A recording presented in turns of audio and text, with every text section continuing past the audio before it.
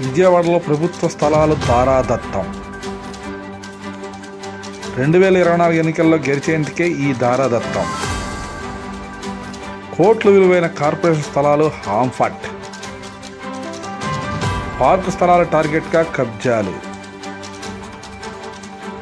కబ్జాదారుల కోసం రోడ్లు కూడా వేశారు. అజిత్ సింగ్ నగర్లో కబ్జా భాగోతం. ఇంత జరుగుతున్నా పట్టించుకొని టౌన్ ప్లానింగ్.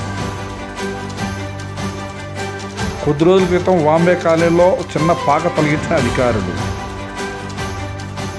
పత్రికలు ఘోషిస్తున్న కమిషనర్ వరకు వెళ్ళని వైనం. రాజకీయ నాయకులే వీటికి అండదండలు. పప్పు బెల్లాల పనిచేస్తున్నారంటూ ఈనాడులో కథనం. ఇటువైపు చూడని అధికారులు. భవానీపురంలోని ఇదే తరహా కబ్జా. ఆంధ్రజ్యోతిలో కథనం.